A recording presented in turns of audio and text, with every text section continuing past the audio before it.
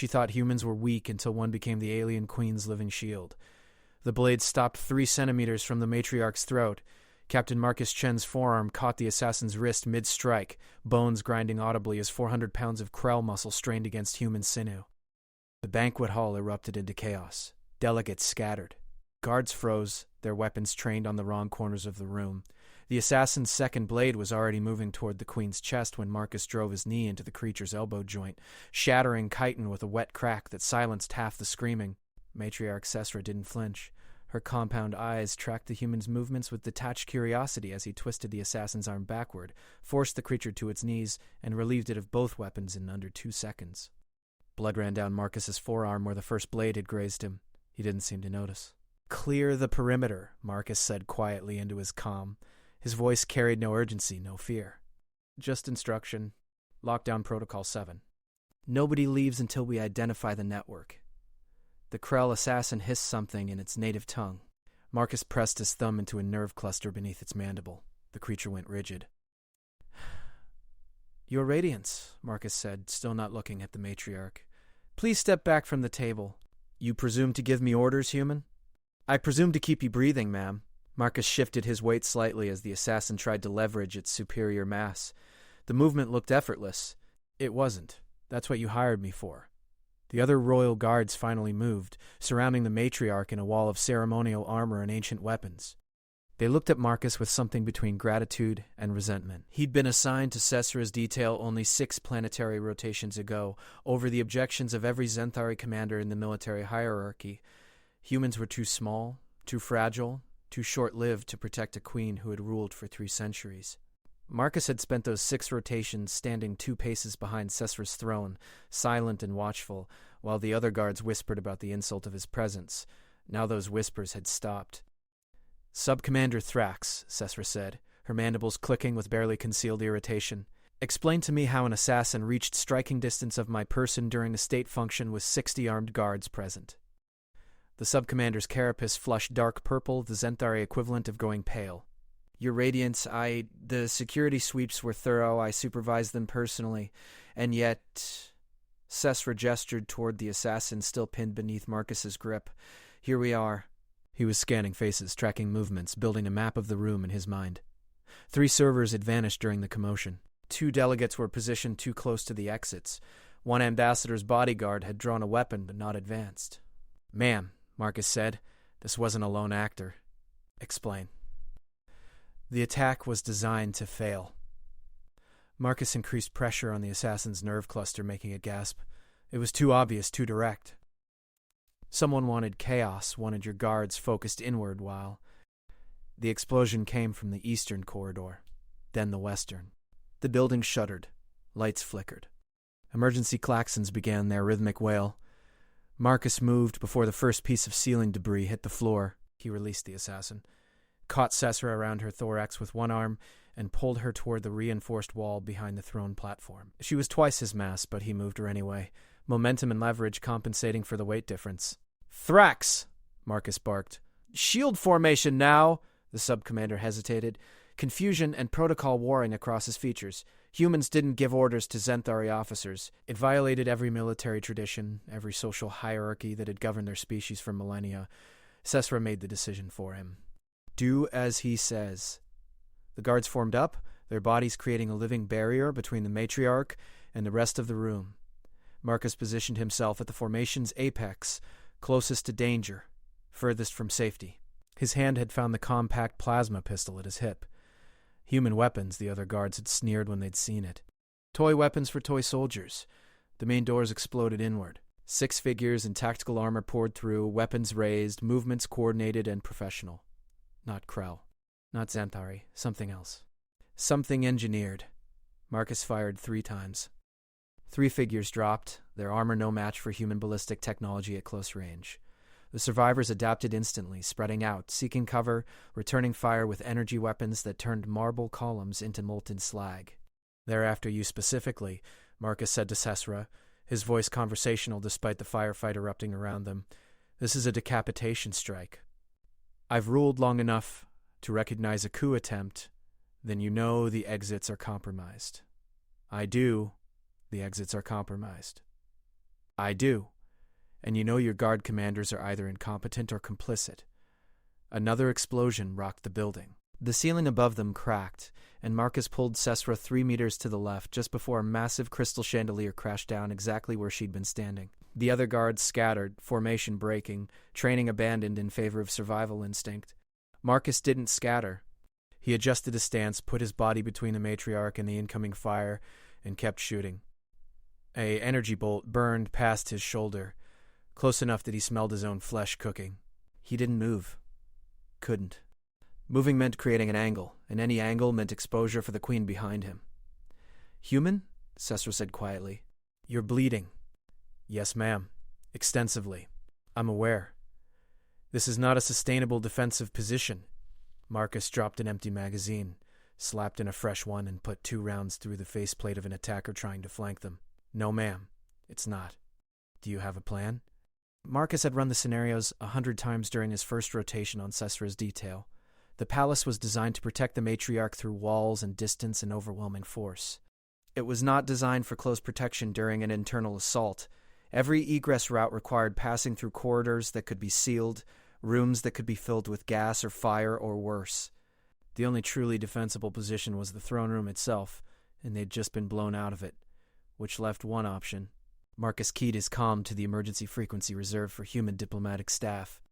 "Chen to Embassy. Priority Alpha. Requesting immediate extraction, hostile environment, coordinates attached."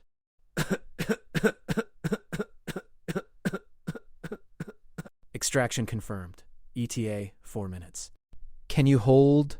Marcus looked at the attackers regrouping in the shattered doorway, at the guards who'd abandoned their posts, at the matriarch whose 3-century reign was being measured in seconds now. "We'll have to," he said, and started counting heartbeats. Sesra had observed many species across her long reign. She'd watched the Krell expand through brutality, the Nexians through cunning, the Hive through sheer reproductive momentum. She'd studied humans for 3 decades, since their species had first achieved faster-than-light travel and stumbled into the greater galactic community with the enthusiasm of children and the weapons of nightmares. She'd found them fascinating and ultimately disappointing. They were brilliant but brief, intense but fragile. They built wonders and destroyed themselves with predictable regularity. Their longest-lived individuals barely reached their 2nd century. They formed attachments to temporary things, invested emotion in relationships that would inevitably end. They were, she had concluded, too weak to matter in the long term. The human currently standing between her and a dozen assassins was revising that assessment considerably. Marcus moved with economical precision, each motion serving multiple purposes. A sidestep that dodged incoming fire also positioned him to better shield Sesra's center mass. A return shot that dropped an attacker also destroyed the cover that 2 others were approaching.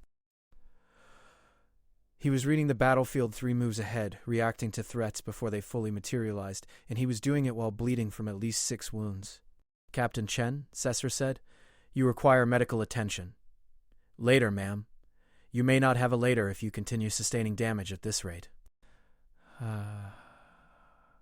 An energy bolt caught Marcus in the left shoulder, spinning him halfway around. He completed the rotation, used the momentum to drive his elbow into the faceplate of an assassin who'd gotten too close, and was back in position before Sesra fully processed the attack. The assassin dropped, mask shattered, face pulped. 3 minutes until extraction, the attackers were learning, adjusting their tactics to account for the small human who fought like he had nothing to lose. They were concentrating fire, trying to overwhelm his position through sheer volume. Marcus adapted in real time, using debris for cover, making himself a smaller target, rationing his ammunition with mathematical precision. Sesra watched him work and felt something unfamiliar stirring in her thorax. Not gratitude exactly. Zenthari didn't do gratitude, not in the human sense. Obligation, perhaps. Respect. Recognition of value. The sub-commander appeared at the edge of her vision, his weapon finally drawn. "Your Radiance, we must move you to the secondary shelter immediately." "And walk through their kill zone?" Sesra kept her voice level. "I think not. But he can protect me for 4 more minutes, which is 3 more than we need." Thrax's carapace flushed again, darker this time. Anger. "You would trust this creature over your own guard?" "I trust the creature who's currently bleeding to keep me alive over the creature who's asking me to walk into crossfire, yes." Thrax's mandibles clicked rapidly, a sign of extreme agitation. Your Radiance, I would never. We'll discuss your loyalties later, Sub-Commander. Assuming we survive. Marcus glanced back at them for half a second, his expression unreadable. Then his attention snapped forward again. Incoming northwest corner. 3 bogies, heavy weapons. The new attackers came in fast, their armor thicker, their weapons larger. They laid down suppressing fire that turned the wall behind Sesra into powder and shrapnel. Marcus went low, rolled left, came up firing. His shots were precise but ineffective against the enhanced plating. 2 minutes. Chen, Sesra said. Those weapons will penetrate your covering fire. Yes, ma'am. You cannot stop them with small arms. Probably not, no. Then what? Marcus pulled something from his tactical vest. Small, metallic, unmistakably human in design. A grenade, Sesra realized. Humans and their projectile weapons, their chemical explosives, their kinetic solutions to energy problems. The galaxy's other species had moved past such primitive tools millennia ago. Marcus threw it with the same economical precision he applied to everything else. The device sailed through the air in a perfect arc, bounced once and detonated directly beneath the heavy weapons team. The explosion was smaller than the energy-based charges the assassins had been using, but the effect was... Shrapnel shredded the team's legs, the shockwave sent them sprawling, and suddenly the northwest corner was clear. Human weapons, Marcus said, feeding his last magazine into his pistol. Sometimes primitive is better. 1 minute. The remaining attackers were pulling back, regrouping for a final push. They'd realized what Marcus had known from the beginning. This was a waiting game. If they could pin him down long enough, his ammunition would run dry, his blood loss would catch up with him, and the matriarch would be vulnerable. Marcus's hand was shaking slightly now. Not fear, blood loss. Sesra could see the puddle spreading beneath his boots, dark and viscous. Captain, she said quietly. Sit down before you fall down. Can't do that, ma'am. Your stubbornness is noted, but your physiology has limits. So does theirs. Marcus fired twice more, keeping the attackers honest. They're scared. They're hesitating. They know something's coming. As if on cue, the windows along the western wall exploded inward. Ropes dropped through the openings, and human soldiers fast dropped into the throne room with practiced efficiency. They wore the slate-gray armor of the Earth Diplomatic Protection Service, and they moved like they'd done this before. The firefight that followed was brief and brutal. Human weapons barked, assassins fell, and within 30 seconds the immediate threat had been neutralized. The EDPS team leader, a woman with sergeant stripes and cold eyes, surveyed the carnage with professional detachment. Captain Chen, she said. You look like hell. You're a ray of sunshine yourself. Ramirez signaled her medic forward. Let's get you patched up before you bleed out on the Queen. Matriarch Sesra, may I present Sergeant Ramirez and her team. They'll get you somewhere safe while we sort out who just tried to kill you. Sesra looked at the human who'd stood between her and death, at the blood pooling beneath his feet, at the bodies scattered around them like broken toys. She looked at her own guards who'd scattered or frozen, or worse. She looked at Thrax, whose expression was carefully neutral now, all traces of agitation erased. Sub-Commander, she said softly. You're relieved of duty pending investigation. Surrender your weapons. His hand moved toward his sidearm. Marcus's pistol was up and aimed before Sesra could blink. Despite his wounds, despite his blood loss, despite the tremor in his hands. Don't, Marcus said. The word carried absolute certainty. Thrax looked at the human, at the weapon, at the cold calculation in those primate eyes. He very slowly moved his hand away from his weapon and began unfastening his tactical harness. Sesra felt that unfamiliar sensation in her thorax again, stronger now. Respect. Definitely respect. And perhaps, she thought as the medic began treating Marcus's wounds and he still kept his weapon trained on Thrax, perhaps she'd been wrong about human weakness. Perhaps weakness was a matter of perspective. The safe room was 12 meters below ground, behind walls designed to withstand orbital bombardment. Sesra sat on a chair that hadn't been built for her physiology and watched human medics work on Captain Chen with organized chaos that seemed simultaneously frantic and controlled. Blood pressure dropping, one medic announced. Get the synthetic flowing. I need him stable for the bone glue. How much blood has he lost? Too much. He should be unconscious. Marcus's eyes were half closed, but he was still alert, still watching the entrances, still processing threats. The medic working on his shoulder wound made an exasperated sound. Captain, you need to stop tensing. You're making the tissue regenerator's job harder. Someone tries to kill the Queen again, I'll relax. Nobody's getting through 6 feet of reinforced concrete and a platoon of very angry humans. That's what they thought about the palace. The medic glanced at Sesra, then back at Marcus. He's always like this. I've known him for less than a planetary rotation, Sesra said. But yes, I believe this is his standard operating procedure. Sergeant Ramirez entered the safe room, her armor still scored from the firefight. She carried a data pad and an expression that promised unpleasant news. Matriarch, she said, nodding respectfully. We have completed preliminary interviews with your surviving guard staff. And? The attack was coordinated across 17 different cells, involved at least 40% of your palace guard, and had support from members of your own court. 300 years of careful alliance building, of balancing factions, of maintaining the delicate web of loyalty and obligation that held the Zenthari Empire together, unraveled in a single evening. Sub-Commander Thrax? Singing like a canary once we explained the alternative? Ramirez's smile was sharp. Turns out humans have developed some very effective interrogation techniques that don't technically qualify as torture under galactic convention. Amazing what people will tell you when you're just really, really persistent. The ringleaders? Admiral Kesrix, Lord Chamberlain Ven, and a coalition of 17 noble houses who felt your recent trade agreements with humanity were damaging to Zenthari interests. Sesra felt her mandibles tighten. Kesrix. She had appointed him personally, had trusted him with command of her home fleet, then had served her household for 80 years. How did we miss this? She asked. You didn't, Ramirez said bluntly. Your intelligence services reported anomalies 6 months ago. Unusual communications patterns, unexplained resource movements, personnel transfers that didn't make strategic sense. The reports went to Sub-Commander Thrax for evaluation. Who buried them? Of course he did, Marcus coughed. Tried to sit up and was immediately pushed back down by his medic. How deep does it go? Still mapping the network, Ramirez said. But preliminary estimates suggest somewhere between 40 and 60% of the Royal Guard was compromised. Maybe more. More than half her guards. The people she'd trusted with her life, with the security of the Empire, with the continuation of a reign that had brought unprecedented prosperity and peace to her people. Your Radiance, Marcus said, his voice rough but steady. Permission to speak freely? Granted. You need a new guard. Immediately.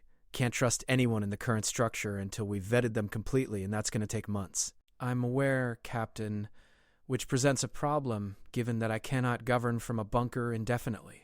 Ramirez and Marcus exchanged a look. Some kind of human communication that didn't require words. Then Ramirez nodded. We might have a solution, Marcus said. You're not going to like it. At this point, Captain, I doubt much could surprise me. We're trained for exactly this scenario, protecting high-value targets in hostile environments with compromised local security. We can supplement with additional personnel from the diplomatic security ship in orbit. Sesra's antennae twitched. You're suggesting I replace my Royal Guard with humans? Until your intelligence services can rebuild a trusted security apparatus. The political implications would be significant. My nobles already resent my alliance with your species. This would appear to be confirmation of their fears about human influence. Your nobles just tried to kill you, Marcus pointed out. Their opinions might not be your highest priority right now. He wasn't wrong. Sesra looked at the human captain, his body held together by synthetic blood and tissue regenerators, who'd stood between her and death without hesitation. She looked at Sergeant Ramirez, who'd brought a platoon through palace windows to extract a foreign dignitary during an active coup attempt. She thought about Thrax and Kesrix and Ven, about 3 centuries of cultivating loyalty and tradition and proper Zenthari protocol, all of which had failed spectacularly. Very well, she said. Captain Shen, how quickly can your people assume full security responsibility? Marcus finally managed to sit up, ignoring his medic's protests. We can have a basic perimeter established within 2 hours. Full coverage within 6. But, Your Radiance, we need to discuss expectations. Explain. Human protection protocols are different from Zenthari tradition. We're going to need access to everything. Your schedule, your communications, your personal quarters. We're going to restrict your movements, limit your public appearances, control who has access to you. We're going to be intrusive and paranoid and generally unpleasant to have around. And if I refuse these restrictions... Marcus met her compound gaze directly. Then we can't protect you effectively, and you should find someone else. No Zenthari guard would dare speak to her this way. No officer in her military would dream of setting conditions on their service. The hierarchy was absolute, the deference unconditional, which was precisely how the conspiracy had flourished unchecked. I accept your terms, Cesar said. All of them. Ramirez began working her datapad immediately, coordinating personnel movements and security arrangements. Marcus tried to stand, made it halfway, and was caught by his medic before he hit the floor. Captain, the medic said severely, you've lost 3 liters of blood. You're going to sit down, shut up, and let the regenerators work for at least 4 more hours. Don't have 4 hours. Need to coordinate with. Sergeant Ramirez is perfectly capable of coordinating without you bleeding on her boots. Marcus looked like he wanted to argue. Then he looked at Cesra, and something in his expression shifted. Your Radiance, I need to be clear about something. Yes, I took this assignment because it pays well and looks good on a resume. I didn't know you. Didn't care about Zenthari politics or Imperial succession or any of it. I was just doing a job. I understand, Captain. No, you don't. Marcus's voice was getting weaker now, blood loss and exhaustion finally catching up with him. What happened up there in the throne room? That wasn't just doing a job. That was personal. Someone tried to kill you in front of me, and that made me angry. Really angry. Why? Marcus was quiet for a moment. Because you're a good queen. Because your people are lucky to have you, even if they're too stupid to realize it. Because in the 6 days I've been following you around, I've watched you make decisions that put your empire's welfare above your own interests every single time. And because, he trailed off. Because? Cesar prompted gently. Because you're worth protecting. Marcus's eyes were closing now despite his efforts to keep them open. And I don't say that lightly. Then he was unconscious, and the medics descended on him with renewed urgency, and Cesra was left contemplating the small human who'd decided she was worth dying for. She'd ruled for 3 centuries. She'd outlived children and grandchildren and great-grandchildren. She'd watched civilizations rise and fall, had negotiated treaties with species that were already ancient when the Zenthar first achieved spaceflight. She'd accumulated more wisdom and experience and raw knowledge than most beings could process in 10 lifetimes, and somehow this brief, fragile human had taught her something new. Strength wasn't about longevity or physical power or overwhelming force. Strength was about choosing to stand when you could run, to fight when you could surrender, to sacrifice when you could survive. Strength was Marcus Chen, bleeding and defiant, deciding that one alien queen's life mattered more than his own. Ramirez approached, her datapad filled with security protocols and personnel assignments. Matriarch, we're ready to move you to the secondary location whenever you're comfortable. We've cleared the route and established checkpoints. You'll be completely secure. Cesra looked at the unconscious human being held together by human medicine and human stubbornness. Sergeant, a question? Ma'am? Or is he exceptional even among humans? Ramirez considered this carefully. Both, honestly. His skills are exceptional. His training is exceptional. But his willingness to put himself between danger and someone he's sworn to protect? That's pretty standard for what we do. It's the job. The job, Cesra repeated. You make it sound simple? Keeping someone alive is binary. They live or they don't. Everything else is details. Simple. Binary. Human thinking, human philosophy, human reduction of complex problems to their essential components. The galaxy's other species built elaborate hierarchies and intricate protocols and multi-generational strategies. Humans just decided what mattered and did that thing until it was done. Sergeant, Cesra said, when Captain Chen recovers, please inform him that he's been promoted to Commander of the Royal Guard. Ramirez's eyebrows rose. Ma'am, with respect, he's going to argue about that. He doesn't like titles or politics. Then inform him that it's not a request. It's a direct order from the Queen he decided was worth bleeding for. Cesra stood, her joints creaking slightly. 300 years, and she still wasn't used to chairs designed for species with spines. And Sergeant, tell him thank you. From me, personally. I will, ma'am. Cesra moved toward the door, toward the secure transport that would take her to the secondary location, toward the future that Captain Marcus Chen had purchased with his blood and his stubbornness and his simple binary decision that she was worth protecting. Behind her, the medics worked, and machines beeped, and a human who should have been dead continued stubbornly living. She'd been wrong about humans, wrong about weakness, wrong about what mattered in the long term. And she was never wrong about anything. It was, she decided, a refreshing experience. Marcus woke to the sound of arguing. His body felt like it had been processed through industrial machinery, which wasn't far from the truth given how many bullets and energy bolts he'd stopped. The medics had done good work, though. He could feel his shoulder, which meant the nerve regeneration had taken. He could breathe without stabbing pain, which meant his ribs had been addressed. He was alive, which honestly surprised him more than it should have. Absolutely cannot allow this to stand. The voice was Zenthari, aristocratic, full of the kind of outrage that came from privilege being questioned. The matriarch cannot seriously intend to proceed with this farce. Lord Vextar, your objections are noted and dismissed. That was Sesra, her voice carrying the weight of 3 centuries of absolute authority. Captain Chen has been appointed commander of my royal guard. This decision is final. Marcus opened his eyes. He was in a medical bay, clean and white, and humming with the quiet efficiency of advanced technology.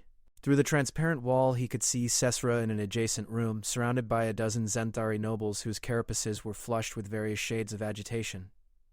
Ramirez was sitting beside his bed reading a datapad. She noticed him stirring and grinned. "Welcome back, Commander." "Don't," Marcus said, his voice rough. "Please don't call me that. Too late. It's official. You've been promoted, given a fancy title, and assigned responsibility for keeping the galaxy's most stubborn queen alive. Congratulations." Marcus tried to sit up. His body immediately filed complaints with his brain. He ignored them and sat up anyway. "How long was I out?" 16 hours. You needed 12 liters of synthetic blood, extensive tissue regeneration, 3 bone reconstructions, and a mild lecture from the chief medical officer about not getting shot quite so many times. The matriarch? Secure. Currently arguing with the noble houses about why she's replacing 300 years of tradition with a bunch of humans. Ramirez's grin widened. It's not going well for the nobles. Marcus watched through the transparent wall as Sesra methodically dismantled each objection raised by the assembled aristocrats. She didn't raise her voice, didn't threaten, didn't posture. She simply stated facts and waited for the nobles to accept reality. The conspiracy involved 63% of my royal guard, Sesra was saying. It was coordinated by my sub-commander, supported by my admiral, and facilitated by my Lord Chamberlain. My traditional security apparatus failed completely. So we will try something non-traditional. But humans? Your Radiance? Another noble? This one female with elaborate markings on her carapace. They're so brief, so violent, so fundamentally unsuited to the refined requirements of protecting royalty. Lady Theska, please explain to me how my previous guards, with all their refinement and tradition, allowed assassins to penetrate a state dinner and nearly end my reign. That was an aberration, surely. It was systematic betrayal across multiple command levels. Captain Chen, who you dismiss as violent and brief, identified and neutralized the threat within seconds. He sustained 17 separate injuries, ensuring my survival. He did this knowing that his physiology makes each injury exponentially more dangerous than it would be for any of you. Sesra paused, letting the words settle. So please, tell me again how unsuited humans are for this role. Marcus found himself smiling despite the pain. The matriarch was enjoying this, he realized. She was using the conspiracy as justification to reshape her security apparatus, but there was more to it than that. She was making a point, establishing a new precedent, forcing her court to adapt to changing realities. She was, in her own way, waging war on tradition itself. You feeling well enough for visitors? Ramirez asked. Because you've got about 17 of them waiting outside. Do I have a choice? Not really, no. Marcus sighed and nodded. Ramirez stood, walked to the door, and admitted what seemed like half the human diplomatic staff. Ambassador Williams led the group, his expression caught between concern and amusement. Captain Chen, Williams said, you've been causing quite a stir. Wasn't intentional. I suspect very little about last night was intentional. Nevertheless, you've successfully prevented a coup, saved the life of the galaxy's third most powerful monarch, and fundamentally altered the political relationship between Earth and the Zenthari Empire. Williams's smile was genuine now. Well done. Thank you, sir. There is, however, a complication. What kind of complication? The matriarch has appointed you commander of her royal guard. This is, legally speaking, a position within the Zenthari military hierarchy. Accepting it would require you to resign your commission with Earth's Diplomatic Protection Service. His commission with the EDPS was his identity, his purpose, his connection to home. It represented 15 years of service, Countless deployments, relationships built across dozens of worlds. Giving it up would mean severing ties with the only family he had left. And if I refuse the appointment, then the matriarch has to rebuild her security apparatus from the compromised remains of her current guard, which could take years and might not succeed. Williams sat down in the chair Ramirez had vacated. Marcus, I'm not going to order you either way on this. But I want you to understand the stakes. Explain. The conspiracy that nearly killed Sesra represents a fundamental split in Zenthari society. One faction believes their empire should remain isolated, traditional, focused on maintaining their historical supremacy. The other faction recognizes that the galaxy is changing, that new species are rising, that adaptation is necessary for survival. Williams leaned forward. Sesra leads the second faction. If she falls, if the traditionalists succeed in removing her, the Zenthari Empire will likely withdraw from galactic affairs and become increasingly hostile to human expansion. And if she survives, then we have a powerful ally who's willing to advocate for cooperation between species, for open borders, for the kind of integration that prevents wars before they start. Marcus looked through the transparent wall again. Sesra had finished with the nobles now. They were filing out, their body language suggesting defeat and resentment in equal measure. The matriarch stood alone, her compound eyes tracking their retreat with what might have been satisfaction or might have been sadness. She's lonely, Marcus said quietly. Williams nodded. 300 years of ruling, absolutely. She's outlived everyone she ever cared about, made decisions that saved billions of lives and condemned millions to necessary deaths, carried the weight of an empire that spans 600 worlds. He paused. Yes, I imagine she's very lonely. And now someone tried to kill her for choosing adaptation over tradition. Exactly. Marcus felt his decision crystallizing, not because of politics or strategy or galactic implications, because Sesra had stood beside him during the argument with the nobles, had defended his actions, had chosen to trust him with her life despite every cultural instinct screaming that humans were too weak, too brief, too fundamentally wrong for the role. She decided he was worth trusting. Now he had to decide if she was worth following. Sir, Marcus said, request permission to resign my commission effective immediately. Between them lay the formal instruments of authority, a ceremonial blade that had been carried by Royal Guard commanders for 2,000 years, a tactical comm unit keyed to the palace's highest security networks, and a small crystal that glowed with bio-encoded data representing every secret and protocol Marcus would need to protect the matriarch effectively. Captain Marcus Chen, Sesra said, her voice formal but warm, you have been called to serve as commander of the Royal Guard, protector of the matriarch, defender of the Zenthari Empire. Do you accept this responsibility willingly and without reservation? Traditional Zenthari ceremonies required elaborate responses, carefully memorized phrases passed down through generations. Marcus had been briefed on the proper protocol. He ignored it completely. I do, he said simply. Sesra's antennae twitched with what might have been amusement. Do you swear to place my safety above your own, to defend my person against all threats, foreign and domestic, to maintain absolute loyalty regardless of personal cost? I do. That you have accepted a burden that will consume the remainder of your life. Marcus met her compound eyes directly. Your Radiance, with respect, I already accepted that burden 6 days ago when I agreed to stand behind your throne. This ceremony is just making it official. Then Sesra's mandibles clicked in what humans had learned to recognize as laughter. Indeed it is, Commander Chen. She lifted the ceremonial blade, crossed the distance between them, and presented it formally. Then let it be official. Rise, Commander of my Guard. Rise and accept the authority that comes with this title. Marcus took the blade. It was heavy balanced for Zenthari physiology rather than human, but he'd practiced with similar weapons during his training. He held it across both palms in the traditional display of acceptance. I will protect you, he said quietly. I will stand between you and every threat. I will adapt and improvise and do whatever is necessary to keep you alive. He paused. But, Your Radiance, I need you to promise me something in return. Sesra's antennae rose in surprise. Commanders do not typically demand promises from their monarchs. And this is important. Very well, what do you require? Don't take unnecessary risks. Don't prioritize tradition or appearances over security. And when I tell you something is dangerous, trust that I'm telling you because I want you to survive, not because I'm trying to limit your authority. You're asking me to change how I've ruled for 3 centuries. I'm asking you to adapt. You told your nobles that adaptation was necessary for survival. I'm holding you to the same standard, and if I refuse, then I'll protect you anyway, and we'll both be frustrated constantly, and eventually something will slip through because you've compromised my ability to do my job effectively. Marcus lowered the blade slightly. Your Radiance, I'm good at this. Very good. But I'm not good enough to compensate for a protectee who actively works against their own security. Nobody is. Sesepta's compound eyes tracked across Marcus's face, reading expressions she'd learned to interpret over 3 decades of human contact. She was looking for deception, for manipulation, for the kind of power play that might hide beneath honest-sounding words. She didn't find any, because there weren't any. Marcus meant exactly what he said, without agenda or hidden purpose.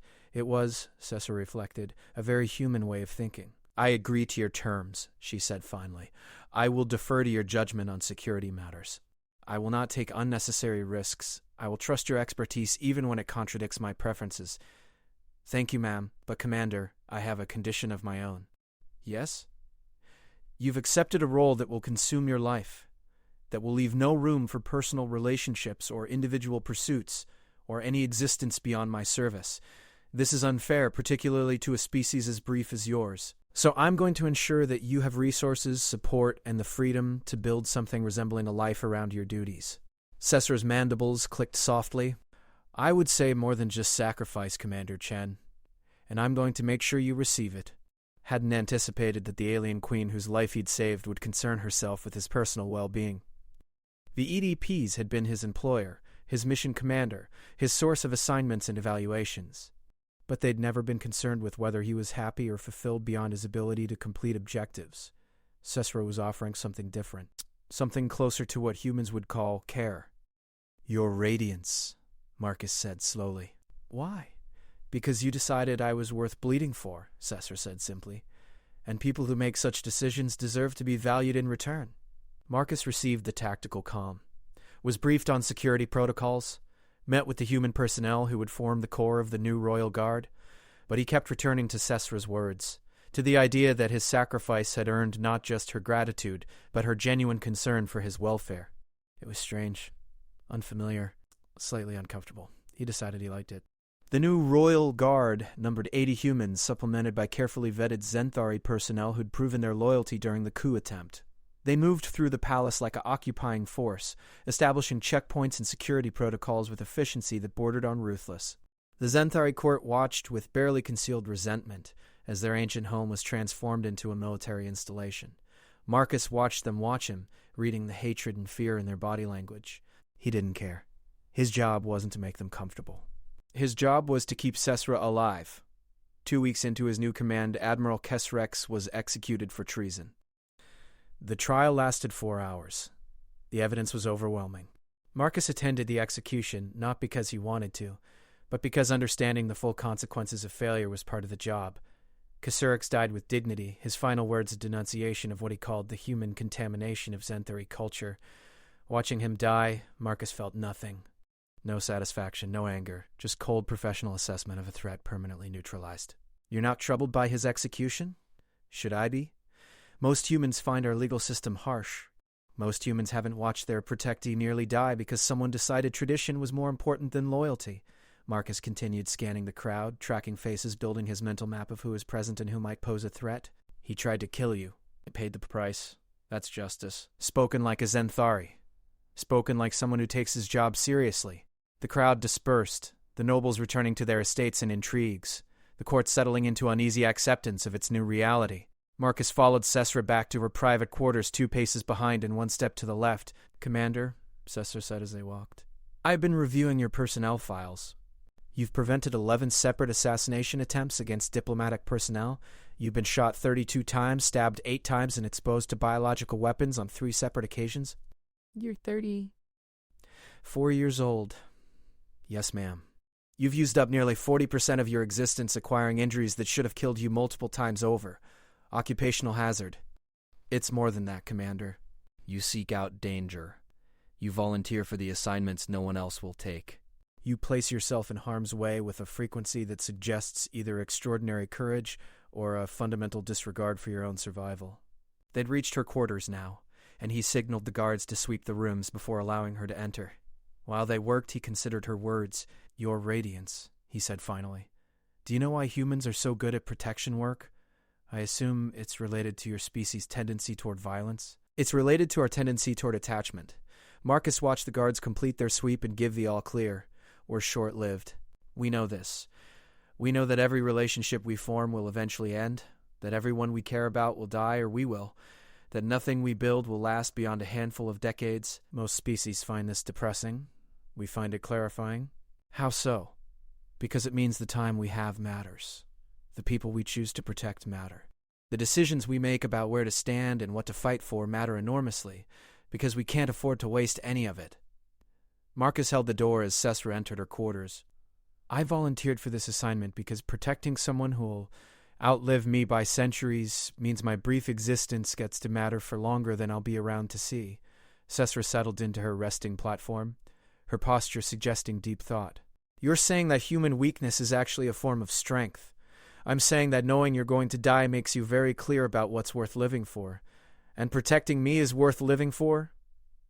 Marcus considered lying, considered deflecting, considered any response other than the simple truth. But Sesra had been honest with him, had shown him more respect and care than most employers ever bothered with. She deserved honesty in return. "Yes," he said. "You're worth it. Commander, I want to show you something." She stood and moved to a wall panel, inputting a code that revealed a hidden compartment. Inside was a collection of objects, a child's toy, a military medal from a war 8 decades past, a holographic image of Zenthari who'd clearly been family. "My daughter," Sesra said, pointing to one figure in the hologram. "She died 90 years ago. Heart failure. I held her while it happened, watched the life leave her eyes, and knew that I would outlive my entire family line because Zenthari queens live too long and children die too young." Marcus remained silent, letting her continue. "I've outlived 4 generations of descendants. I've watched friends grow old and die while I remained constant.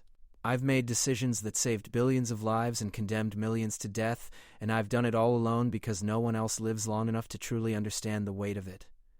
Sesra's voice was softer now, vulnerable. "And then you stood between me and death, a human who'll be lucky to see 60 years total, and you decided that my 300-year existence was worth bleeding for." "Yes, ma'am. Why, Commander? Why does a species as brief as yours care so deeply about protecting those who'll outlive you?" "Because, Your Radiance, you've spent 300 years trying to make the galaxy better. You've built alliances, prevented wars, created systems that protect trillions of beings. That matters. The fact that I won't be around to see the full results of your work doesn't make it less valuable. It makes it more valuable because I'm investing my brief time in helping something bigger than myself continue." Then she returned the objects to their compartment and sealed it again. "I've ruled for 3 centuries, she said. "And in all that time, no one has ever explained the value of brevity quite so clearly." She turned to face Marcus directly. "Thank you, Commander. For protecting me, yes, but also for helping me understand why beings who live such short lives can matter so enormously." Marcus nodded, accepting the gratitude without deflecting it. Outside the palace settled into its evening routine, guards changing shifts, staff completing their duties, nobles plotting in corners and shadows. The conspiracy had been broken, but new threats would emerge. They always did. But for now, in this moment, the matriarch was safe. And Marcus Chen, 34 years old and counting, had found something worth spending his remaining decades protecting. It was, he decided, a good trade. 3 months later, the palace hosted its first major diplomatic event since the coup attempt. Ambassadors from 60 different species gathered to celebrate the Zenthari Empire's millennium anniversary. Security was overwhelming. Marcus had designed it personally, with layers of redundancy that made even paranoid species like the Nexians relax. Sesra moved through the crowd with practiced grace, accepting congratulations and managing diplomatic tensions with 3 centuries of experience. Marcus followed 2 paces behind, watching everything, trusting nothing. "Commander Chen?" Ambassador Williams approached with a smile. "Impressive work." "I haven't seen security this tight since the last time someone tried to assassinate the Hive Queen." "No one's getting to her radiance on my watch, sir." "I believe you. I also believe every noble in this room is silently cursing your existence." Marcus allowed himself a small smile. "They'll get over it, or they won't. Either way, the matriarch lives." Williams chuckled and moved on to other conversations. Marcus continued his scan, noting exits and potential threats and the position of every guard under his command. The evening progressed without incident, which was exactly how Marcus preferred it. Then something changed. A shift in the crowd's body language, a sudden focus of attention toward the main entrance. Marcus's hand moved to his sidearm instinctively, but this wasn't a threat. This was something else. A delegation entered. 6 beings, their species unfamiliar to Marcus, their bearing suggesting military discipline. They approached Sesra directly, and the crowd parted to let them through. Marcus moved to intercept, but Sesra raised a hand. "It's all right, Commander. These are the Korvath. I've been expecting them." The lead Korvath bowed deeply. "Matriarch Sesra, we bring greetings from the Korvath Assembly and a request for alliance. You honor us with your presence. Please explain your request." The Korvath straightened. "We've observed the changes in your court, particularly your decision to employ human protection specialists. We face similar challenges with internal threats and compromised security. We wish to learn from your example. Commander Chen, would you be willing to consult with our new friends about establishing their own protection protocols?" Marcus studied the Korvath delegation. Military bearing, disciplined movements, eyes that tracked threats automatically. Warriors, he recognized. Good ones. "I'd be happy to, Your Radiance." The evening continued with new momentum. The Korvath alliance would strengthen Sesra's position considerably, and the diplomatic ripples would spread across the galaxy. Other species would watch, would learn, would adapt, all because one human had decided to stand between danger and one alien queen. Later, after the last guest had departed and the palace had settled into night silence, Marcus conducted his final security sweep. He found Sesra on her private balcony looking out over the capital city. "Commander," she said without turning, "do you ever regret accepting this position?" "No, ma'am." "Not even slightly?" "I'm going to live for centuries more, you understand. You'll grow old, you'll retire if you survive that long, and eventually you'll die. And I'll continue, outliving you just as I've outlived everyone else I've ever cared about." "Yes, ma'am, I understand." "And this doesn't trouble you?" Marcus moved to stand beside her, looking out over the city lights. "Your Radiance, I'm human. We're built for short runs, not long hauls. My entire species thinks in terms of decades, maybe a century if we're lucky. So no, it doesn't trouble me that I'll die before you do. What would trouble me is wasting the time I have on something that doesn't matter. And protecting me matters? What you're building matters. The fact that I won't see the full results doesn't change that." Sesra's mandibles clicked softly. "You know, Commander, when I first met you, I thought humans were weak. Too brief, too fragile, too focused on immediate concerns to understand the long game. And now? Now I think perhaps we measure strength incorrectly. Perhaps the ability to invest everything you have in something you'll never see completed is the truest strength of all." She turned to look at him directly. "You've taught me that, Marcus Chen." "You and your brief, fragile, impossibly stubborn species." Marcus felt something warm settle in his chest. Pride, maybe. Or satisfaction. Or just the simple comfort of knowing he'd chosen correctly when he decided this alien queen was worth bleeding for. "Thank you, Your Radiance," he said quietly. "For what?" "For being worth it." They stood together on the balcony, human and Zenthari, brief and eternal, protector and protected. Behind them, the palace slept secure under human guard. Before them, the galaxy continued its slow spin through the void, full of threats and opportunities and species still learning what it meant to work together. And somewhere in that vast expanse, other humans were making similar choices, standing between danger and those who needed protecting, investing their brief existences in causes that would outlast them. The galaxy thought humans were weak because they died young. The galaxy was wrong. Strength wasn't about how long you lived. It was about what you chose to do with the time you had. It was about standing when you could run, fighting when you could surrender, protecting when you could abandon. It was Marcus Chen, 34 years old and counting, deciding that an alien queen's centuries mattered more than his decades. It was humanity, brief and fragile and impossibly stubborn, teaching the galaxy a new definition of strength, and it was working.